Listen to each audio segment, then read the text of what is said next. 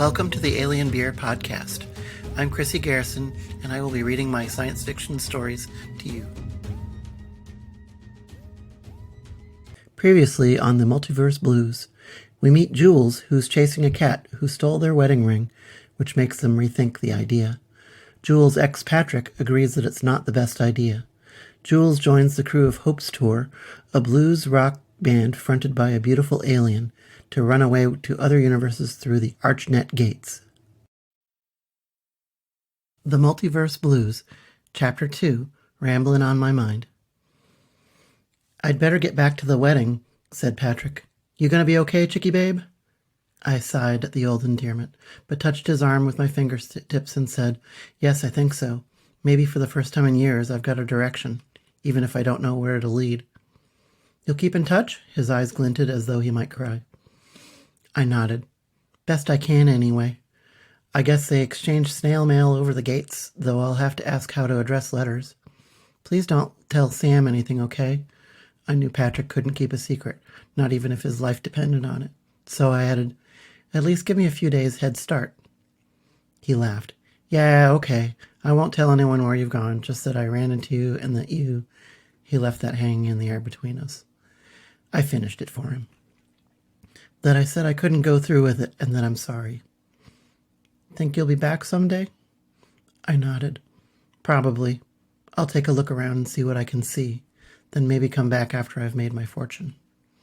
I stood on my tiptoes to kiss him goodbye. He flushed and stuttered a moment, then turned and left without another word. Harlan, thankfully, had wandered a few polite feet away during this.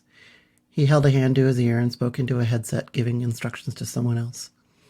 I waited, and soon he turned his attention to me again. "Well, don't just stand there gawping. Let's see what you can do to earn your keep. Show's almost over. You can help break down and coil up cables." I nodded, and when I didn't go anywhere, he guided me over to the edge of the stage so I could watch the end of the show. I suppose I'd heard of Hope before. I'd seen some ads for her tour's Indianapolis dates recently on social media. I'd seen articles about the alien singing sensation and even a few pictures of her on stage. None of this prepared me for seeing her in real life. She stood in the middle of the stage, perched on a stool on a circular riser. She wore a gauzy, drapey, peach-colored gown of indistinct shape. In place of hair, she wore a similarly gauzy veil that covered the top of her head and her neck. Dozens of thin silver hoops dangled from her wrists and encircled her neck. Her skin was sleek and shiny, a light heather gray in color except for a paler stripe that began under her chin and widened as it traveled down to her chest. Hope's eyes were large, dark, and wide-set on her head, and set back from a smooth muzzle containing pointed teeth. From my vantage, to the side and behind her, I saw what I thought was a third leg peeking out from under her gown. I soon realized the leg spread to wide, thin tail flukes. Her appearance struck me as alien and strange, but rather than shocking or repulsive, I found her to be beautiful beyond describing. Her graceful movements as she sang transfixed me. More powerful by far than her physical presence was the spell cast by her ethereal voice. She sang into a handheld mic, and somehow she sounded like several people singing in harmony. The trills and mournful runs she put into her song plugged directly into my emotions. One moment my heart soared to unimagined heights, then plummeted down into the lonesome depths that brought more tears flowing from me.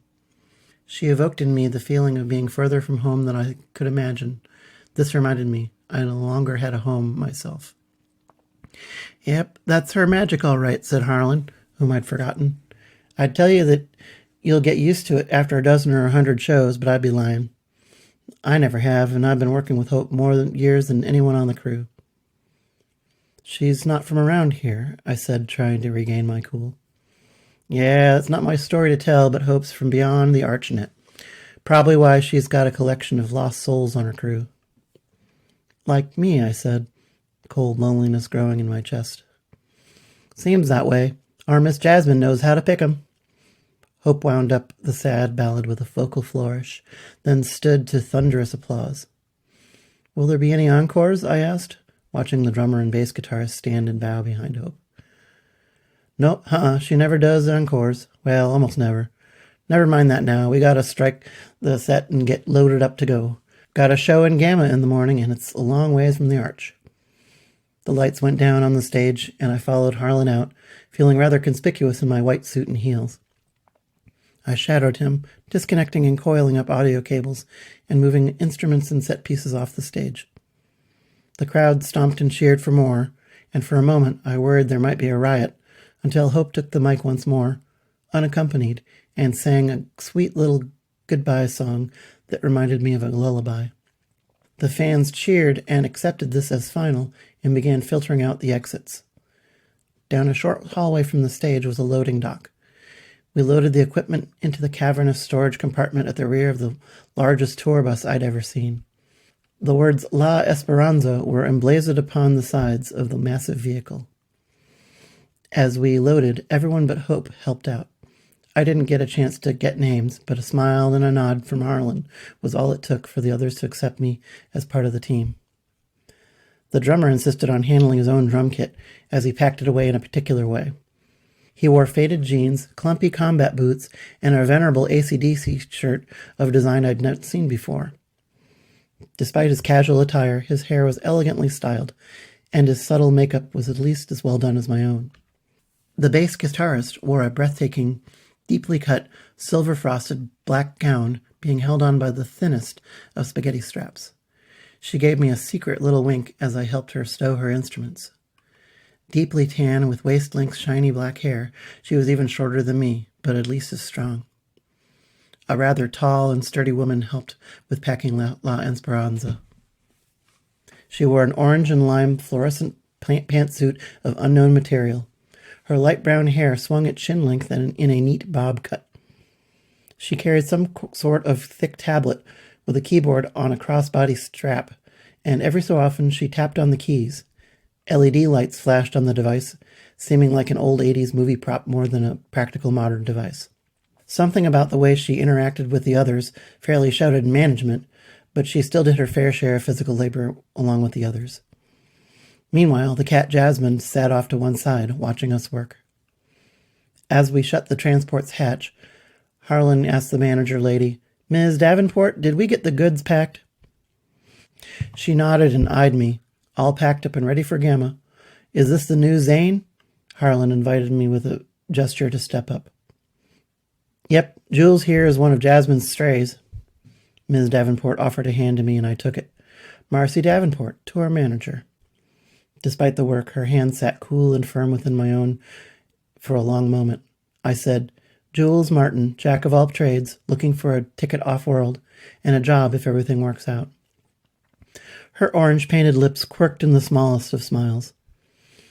"If Jazzy thinks you're okay, that's good enough for us. Stay on as long as you like, if you always work hard as I've seen so far." Hope breezed past us at one point, but didn't stop to chat as she climbed into the passenger entrance to the giant bus. Marcy must have noticed my expression because she said, "Don't worry. She's always like this right after a show. I don't think she saves anything for herself. She's friendlier when you get to know her. Come on, let's rock and roll." We all filed into La Esperanza, whose main cabin turned out to be a cozy living space with 2 facing couches and some screens. There was also a kitchenette with a couple of booths and tables. A steep staircase led upwards in one corner. Hope was not in this main area as I entered, but everyone else plopped down on the couches. I sat down next to Harlan. I deposited my purple backpack at my feet, suddenly uncomfortably aware that it now contained everything that I could call my own. "I would like a vanilla cone, love," said the bass player, her words lilting with a faint Spanish-sounding accent. Her eyes scanned me from my head to my toes and back up again. A slow, sly smile spread from her lips to light up her whole face. The temperature of the bus went up by several degrees all at once. Maybe it was only me. In this flustered state, I could only reply, "Huh?" "Your ice cream suit, baby. It's delicious," she went on, fluttering her glossy black lacquered nails as though casting a spell on me. "Oh, this," I said, smoothing out my ivory slacks. "I had, more formal plans, but Jasmine brought me here instead. I can go change," I said, rising to my feet. Jasmine appeared out of nowhere to curl up where I'd just been sitting. She shut her eyes and began the important business of catnapping. No, you're delightful. Don't ever change, she said. I'm Babs, by the way. I stood there feeling foolish. Jules. Pleased to meet you, Babs. Harlan clapped the drummer on the back and said, This here's Dribbler, finest drummer and drinker I've ever known. Stolen from Gamma's best rock band last year. Dribbler snorted and produced a flask from somewhere. He tipped it back and offered it to me. I accepted, then regretted it after a sip of cherry-flavored gasoline burned its way down to smolder in my stomach. Dribbler went on, Don't listen to Harlan. He wouldn't know good rock if it fell on his head. Rad Zone ain't bad, but I got tired of disaster rock. I wanted to diversify. Ain't much more diverse than Hope's tour. Get changed if you want. Might as well get comfortable, said Ms. Davenport. She jutted a chin at the stairs. Bunks are upstairs if you're shy. Yours will be the vacant one, last one on the left. As I ascended the stairs, the bus began a low humming, which I took to be engines, though they didn't sound like diesel to me. Electric, maybe? Like a low-ceiling train sleeper car, I found the upstairs a bit more cramped. Several doors lined the narrow hallway on either side. Curtains hid the furthest forward compartment. I peeked behind the curtains, expecting a dressing room, but instead found a forward observation lounge. It could seat 4 people if they were very friendly. The heavily tinted windows revealed the lights of Indianapolis as the bus wound its way around the city streets toward the Arch Authority. I also found Hope, draped across one of the couches, wearing some kind of scuba-like coverall. Her hands turned out to be mittens, her feet toeless splayed pads. Her tail curled around her, and it flapped idly. She radiated elegance, even in her exhausted pose. Her eyes caught mine, and she drew in a sharp breath. "Oh, I'm sorry," I cried. "I didn't mean to intrude." She shook her head. "No, La Esperanza is for all of us, not just me." She made music even with her speaking voice. Her words sung with a beautiful trill. "I just needed time alone after a show."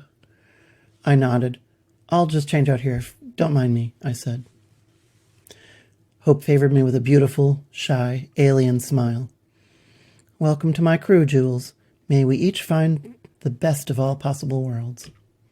I had no idea what to say to that cryptic greeting, so I just smiled and withdrew. There turned out to be a small but serviceable bathroom with shower. I took advantage of these facilities with indulgent gratitude. Once I'd dried off, I slipped into a baggy green sweater tunic and black leggings with silver Converse sneakers. I thanked my earlier foresight to pack a carry-on for the overnight. I had a couple of more outfits inside my backpack, along with a couple weeks' worth of other necessities. I tossed my backpack and ice cream suit and heels into the bunk Ms. Davenport had indicated. It still said Zane on the door. I descended the stairs and was greeted by applause from the others, much to my surprise. I stopped and blinked at them. "Congratulations, baby, you passed the first test," purred Babs.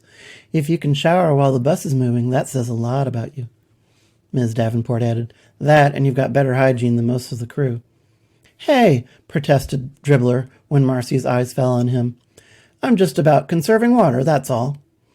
The bus came to a stop, and a voice like someone gargling a hive of bees spoke over the bus's intercom.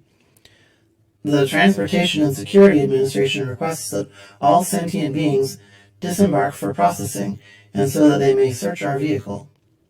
As one, the crew groaned. Harlan told me, "Sometimes they give us a pass, since Hope's a big deal and all. Not this time." A cold lump formed in my stomach. I still don't have a passport."